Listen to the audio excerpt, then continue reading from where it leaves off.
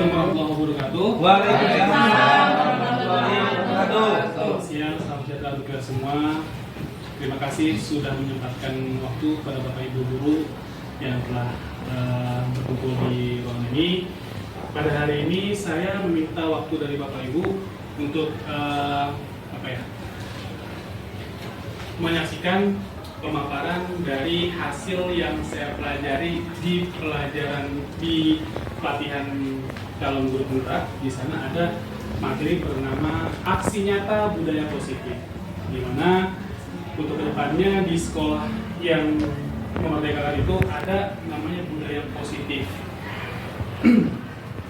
Sebelumnya saya minta sama Bapak Ibu guru semua coba tangannya dikepal, ambillah di sekitar Bapak Ibu guru yang menurut Bapak Ibu itu sangat penting, sangat berharga. Oke, saya Iya. Jika misalkan ada orang lain yang ingin meminta mengambil atau membuka kepala tangan Bapak Ibu guru, apakah Bapak Ibu buka? Apakah Bapak Ibu kasih? Tergantung. Di sini ada orang yang dengan segala cara ingin membuka kepala tangan Anda dengan cara bisa membujuk, bisa mengasih ancaman, menghardik segala macamnya. Apakah Bapak Ibu akan kasih? Dia mau ngambil HP saya. Iya, ya terserah, itu yang dipegang ibu. Yang dipegang ibu itu yang benar-benar berharga banget. Kira-kira kasih apa nggak? Pulpen doang mah. Kan berharga banget. Dikasih nggak?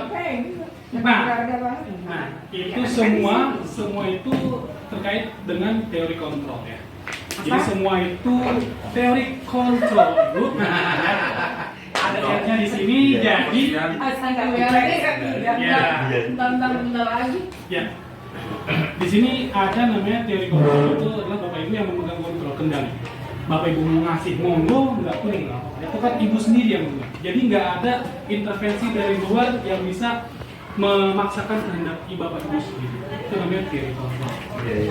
Nih, di sana ada namanya dari Dr. William Glasser menyatakan bahwa ada namanya teori kontrol itu yang ingin diluruskan adalah pertama ilusi guru mengontrol murid. Jadi biasanya kita mengontrol murid itu di kelas siswa diminta diam selamanya, padahal itu kalau menurut di sini, jadi siswa itu sebenarnya mereka itu punya kontrol atas diri mereka masing-masing. Mereka mau berisik, mereka segala macamnya itu tergantung dari mereka sendiri. Jika misalkan mereka itu diam segala macam itu ternyata dia ada di bawah kontrol dia itu mengizinkan orang lain untuk mengontrol dirinya. Intervensi. Iya, kurang lebih seperti itu. Jadi ilusi guru mengontrol murid. Kemudian ilusi bahwa semua penguatan positif efektif yang bermanfaat. Penguatan positif ini atau bujukan adalah bentuk-bentuk kontrol segala usaha untuk mempengaruhi murid agar mengulangi suatu perilaku tertentu. Ada usaha untuk mengontrol murid tersebut. Dalam jangka waktu tertentu, kemungkinan murid tersebut akan menyadarinya dan mencoba untuk menolak bujukan kita. Jadi murid tersebut bergantung pada pendapat sang guru untuk berusaha. Jadi kurang lebih intinya setiap orang itu masing-masing punya kontrol atas dirinya sendiri. Entah dia itu mau mengikuti kontrol tersebut atau tidak. Kemudian ilusi bahwa kritik dan membuat orang merasa bersalah dapat menguatkan karakter. Ini terkait tentang disiplin. Kemudian ada ilusi bahwa orang dewasa itu memiliki hak untuk memaksa. Banyak orang dewasa itu yang percaya bahwa mereka memiliki tanggung jawab untuk membuat murid-murid berbuat hal-hal tertentu. Jadi kesannya kayak yang paling senior itu punya wewenang, punya hak untuk memberikan kontrol pada yang muda atau bawahan. Kemudian ada di sini selanjutnya materi tentang disiplin. Biasanya kan kalau kita itu dengan kata disiplin itu kesannya dengan suatu hal yang bentuknya itu peraturan. Di sini bisa kita baca di mana ada kemerdekaan, disitulah harus ada disiplin yang kuat. Sungguh pun disiplin itu bersifat self disiplin, itu tidak sih mewajibkan sekeras-kerasnya pada diri kita. Tapi itu sama aja sebab jika kita tidak melakukan disiplin, wajiblah penguasa lain mendisiplinkan diri kita. Jadi kesan ini kayak kayak tingkat tinggi ya. Jadi, jika misalnya kita nggak disiplin, kita butuh orang lain untuk mendisiplinkan dia. Itu menurut Ki Hajar Dewantara. Kayaknya sih waktu itu Kemudian ada motivasi, di mana supaya kita itu bisa menerapkan disiplin itu harusnya ada motivasi itu dari diri sendiri, bukan motivasi dari luar. Dian Nicholson dalam bukunya Restarting School Discipline menyatakan ada 3 motivasi perilaku manusia. Pertama, menghindari hukuman, yang tadi saya sempat singgung. Biasanya kan anak-anak itu dia berlaku baik itu hanya supaya nggak dapat hukuman. Dia datang lebih awal waktu, tepat waktu itu supaya nggak kena hukuman. Kurang lebih seperti itu. Kemudian meningkat lagi, dia untuk mendapatkan penghargaan, dapat ujian, nih baik benar sih kamu itu hebat ya, jam segini udah nyampe. Dia itu disiplin itu cuma gara-gara ingin dikasih ujian aja. Jika misalnya ini nggak ada, bisa jadi dia nggak disiplin lagi. Siapa yang bisa nih saya kasih 50.000 gitu. Nggak ada duit, nggak ada 50.000, dia nggak bakal disiplin. Bisa jadi seperti itu. Ekstrinsik. Yang diharapkan itu semua biar ada intrinsik, kesadaran dirinya sendiri bahwa saya itu pengen jadi diri yang lebih baik lagi. Itu motivasi itu yang ingin ditampilkan untuk berlaku disiplin. Kemudian ada kebutuhan dasar manusia. Di sana ada 5 dasar kebutuhan manusia. Di sini ada kasih sayang, love, dan diterima gitu. Jadi kalau diajak ngomong diwarok lah gitu kesannya, nggak dicuekin aja gitu. Itu bagian dari rasa kasih sayang dan diterima. Kemudian kekuasaan, ingin ada menguasai orang lain. Kemudian kebebasan, freedom, biar bebas melakukan apa aja yang diinginkan, dan kesenangan. Dan yang paling penting adalah bertahan hidup, survival. Ini kebutuhan yang paling dasar adalah bertahan hidup. Survive. Dan kemudian selama ini yang ada kemarin itu banyak siswa yang melakukan pelanggaran itu karena ada yang tidak terpenuhi.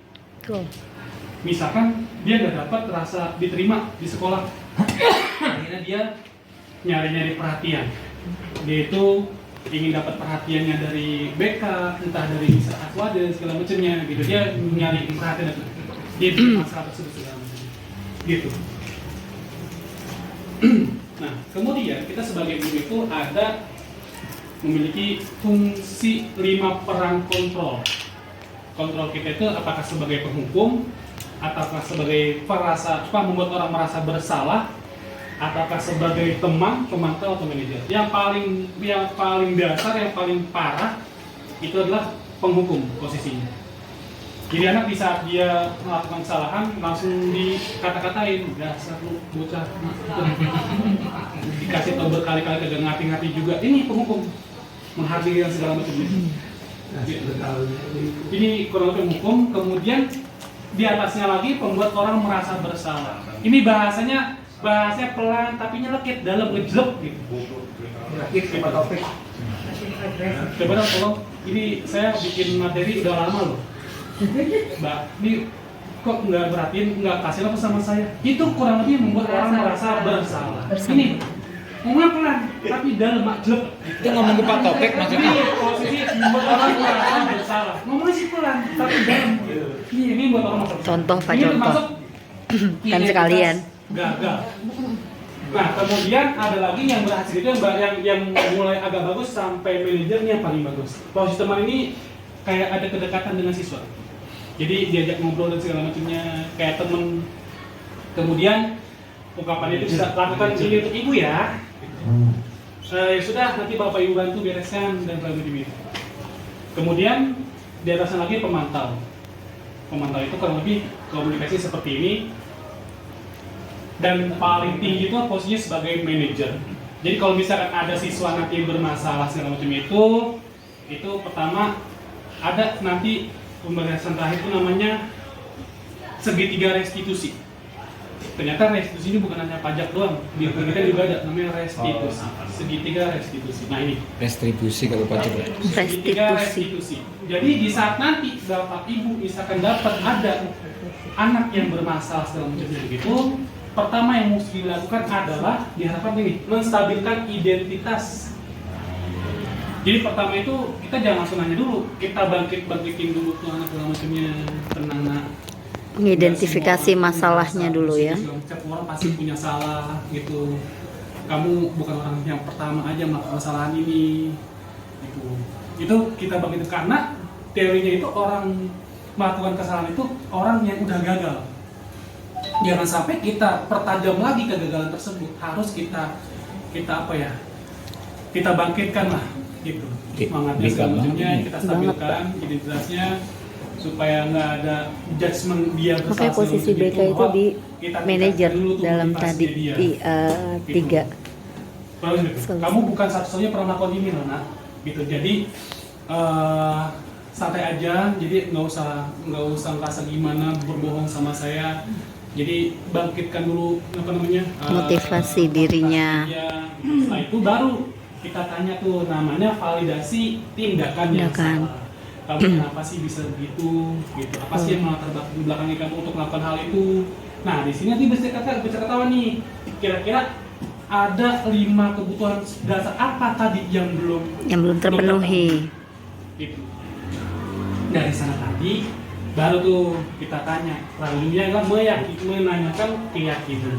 Itu kayak semacam kita kita nggak langsung menjudge siswa itu mesti ngomong apa, justru kita malah meminta siswa tersebut, kamu ada punya keyakinan yang mesti kamu lakukan nggak gitu, kamu mau ngasih solusi apa nih, kamu kan tahu ini udah tidak sesuai dengan keyakinan yang telah kita miliki gitu, kamu mau memperbaikinya atau tidak, kurang lebih seperti itu, dan siswa tersebut membuat solusi untuk melakukan perbaikan tadi.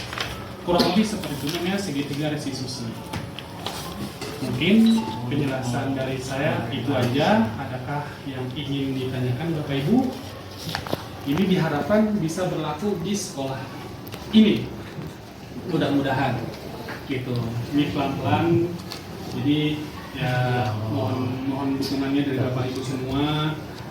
Jadi di saat ada anak yang bermasalah segala macamnya jangan bentar langsung ke BK gitu segala macamnya. Jadi kita pun juga bisa sendiri dengan cara seperti ini, dan apalagi jangan sampai langsung menjudge bahwa dasar kamu dalam kata atau ya jangan seperti itu. Jadi kita mesti ada menstabilkan. Berarti seperti itu. Adakah pertanyaan? Jika tidak ada, Artinya boleh ada semacam hukuman.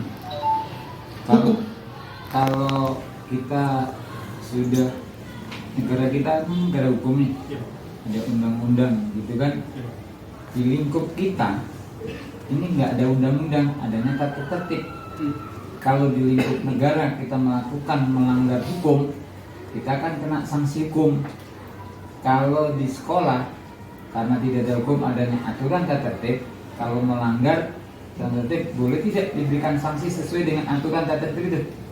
ya. Terima kasih atas pertanyaannya. Ya, mungkin dari teman-teman ada yang ingin menambahkan atau memberi tanggapan? CGP dulu lah. CGP dulu, CGP. Saya sempat baca Suhu. bahwa hukuman itu boleh diberikan itu di saat di akhir final, teman. Udah finalnya banget. Itu mungkin jika itu sudah ini keselamatan mungkin ya, keselamatan seseorang gitu. Jadi enggak kayak misalnya orang sudah bawa senjata tajam segala macam, itu mungkin udah beda lagi itu urusannya gitu. Jadi mau sendiri jangan sampai langsung tiba-tiba langsung ada hukuman dan segala macam seperti itu gitu.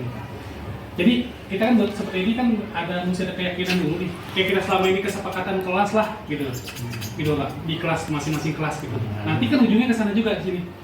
Jadi kita bikin keyakinan kelas, dan ternyata keyakinan kelas itu ternyata kita masih ada yang kurang Pak sebenarnya selama ini. Kita kan selama ini kan kesepakatan kelas itu kan kesannya kan kayak masih aturan ya. Ternyata di sini saya pelajari di sini ternyata itu sudah lebih general banget. Maksudnya general itu lebih ke nilai kebajikan universal. Misalkan jangan datang terlambat. Misalkan dilarang coret-coret tembok. Ternyata di yang saya pelajari itu jangan sampai ada istilah jangan atau tidak. Justru dengan bahasa positif lainnya, jagalah kebersihan, itu datanglah tepat waktu. setuju Lebih seperti itu. Jadi bahasa itu bahasa positif dan di sana ada nilai kebajikannya. Misalkan datanglah tepat waktu berarti ini nilai apa nih? Nilai tanggung jawab atau nilai disiplin. Misalkan jaga kebersihan berarti tentang apa nih? Tentang bisa jadi tanggung jawab tentang kesehatan juga mungkin gitu. Kemarin yang dilaksanakan Kurang lebih misalnya seperti itu untuk yang kesepakatan kelas itu dijadikan kayak gitu. dimensi dimensi Iya, apa aja itu kan? lebih ke tidak gitu Pak. Itu Contoh misalnya menarik, Pak. demokrasi, kemudian yang diharapkan IPA, kemudian kewirausahaan yang diharapkan apa nih? Coba ini kemarin. Ini mungkin boleh disampaikan keseluruhan Dewan Guru kali ya, lebih bagus lagi. Kurang lebih seperti itu. Dan kalau misalkan ini kan kita ingin merubah mindset ya, merubah paradigma yang lama ke paradigma yang baru, memang pasti ada pro kontra sih. Ya, setidaknya kita udah ngasih ini dulu, nanti bakal disimpulkan seperti apa. Jadi mengenai pendapat pertanyaan dari Pak Kepala Sekolah, Pak Sudirman, jawaban saya seperti itu boleh dilakukan, tapi di final, di ujungnya itu bisa sudah final banget baru bisa dikasih itu. Mungkin dari Miss Puput mungkin Tambahan. saya. Ini itu aja dari saya, Bapak Ibu. Terima kasih atas waktunya dan mohon maaf sudah ganggu waktunya. Ya, terima kasih.